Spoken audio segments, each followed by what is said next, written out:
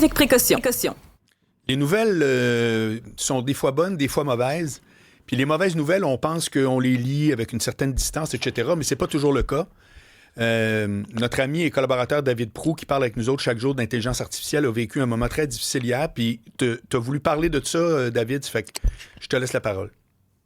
C'est bon, ben écoute, je vais me contenir du mieux que je peux, là.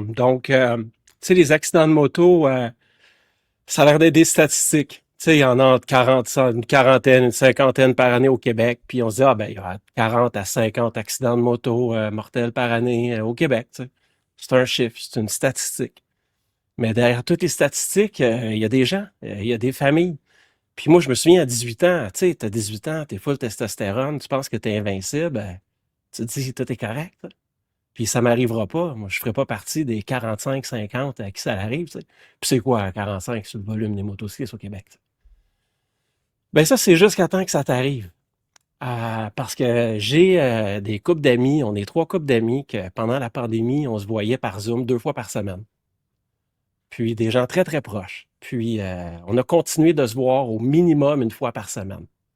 Par Zoom les jeudis, puis en personne à peu près aux 2 semaines. Oui. Je suis comme un mononcle dans cette famille-là. Tu sais, c'est une famille que je connais de très, très près.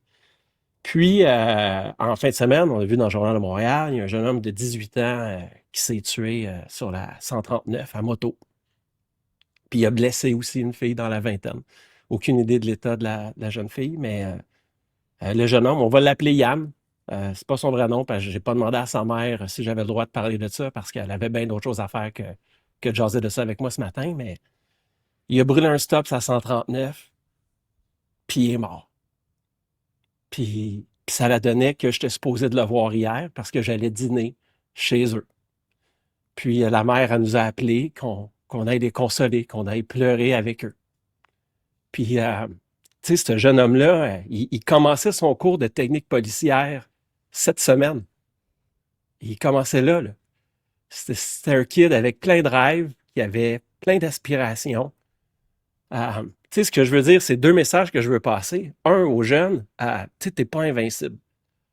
Si t'es pas prête à manger une balle de baseball à 100 km/h en arrière de la nuque, ben sois conscient que sur une moto, s'il arrive un pépin et que tu roules à 100 km/h, c'est toi la balle de baseball qui revole. Puis aux parents, c'est profiter du temps avec vos enfants. C'est du temps qui est emprunté. La dernière publication Facebook de la mère, c'était qu'elle venait de passer un week-end de camping avec son fils pour fêter ses 18 ans.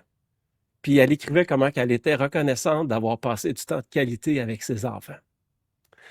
Fait que tu sais, des statistiques, puis on en a brûlé des stops dans la vie, là. Marc, je suis sûr que ça t'est arrivé quand tu étais jeune. Moi, je l'ai fait, tu sais. Puis, ben, ce jeune-là, il ne reviendra pas. Puis après ça, essaye d'expliquer au père, à la mère, aux petits frères, aux petites sœurs, tu sais, petites sœurs de genre 7-8 ans, là, qui avaient dit, mon frère sera plus là. Donc, je vais revenir avec ma joie habituelle demain. Mais tu sais, la plateforme que tu m'as donnée, Marc, pour parler, ben, je voulais l'utiliser aujourd'hui dans le but que les gens partagent ça, puis sauver la vie à quelqu'un. J'ai envoyé un poème que je ne serais pas capable de lire. Puis si ben, si tu peux, tu sais, comme l'humain va être meilleur que l'IA pour faire des poèmes, en tout cas encore pour un bout, puis un poème de Linda Lemay qui résume super bien ce que les parents vivent en ce moment. Je vais le lire, ouais, si tu veux, David, je vais le lire pour toi. C'est la chanson Pas de mots de Linda Lemay. Quand on perd ses parents, on s'appelle orphelin. Quand on perd son épouse, alors on s'appelle veuf. Quand on perd sa jeunesse, bien entendu, c'est vieux que l'on devient. Quand on perd son gamin, il n'y a pas de mots. Il n'y a pas de nom pour décrire le père, celui qui borde son garçon au cimetière. Jamais un seul poète, un seul pasteur, jamais un seul auteur n'a eu assez de lettres pour tant de douleurs. Quand on perd la raison, bien sûr, on s'appelle fou, et puis on s'appelle pauvre, à perdre trop de sous. Quand on perd la mémoire, tout de suite, on est qualifié d'amnésique, quand il y a des choses qu'aucun mot n'explique. On aura beau fouiller les plus vieux dictionnaires, posséder le plus vaste des vocabulaires, décortiquer Baudelaire jusque sous terre, jusqu'à son dernier vers, il n'y a pas de mots, pas de manière d'appeler le parent d'un enfant qui n'est plus. Il n'y a pas de mot pour ça qui soit connu. Quand on perd ses parents, on s'appelle orphelin. Quand on perd son mari, on s'appelle veuve.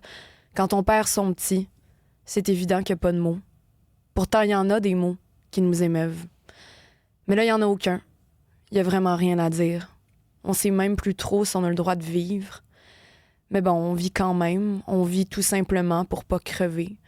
On rit pour pas pleurer des flots sans rive. Oui, on vit parce que lui, il pourra plus le faire. On vit parce qu'on se dit que sans doute, il en serait fier. Quand on sauve un enfant, on s'appelle héros. Mais quand on en perd un, il n'y a pas de mots. Merci, David. Merci, Marc. Tu aurais pu passer ton tour, mais je suis très fier de toi. Je l'ai fait pour les autres. Bye. Merci, Marc.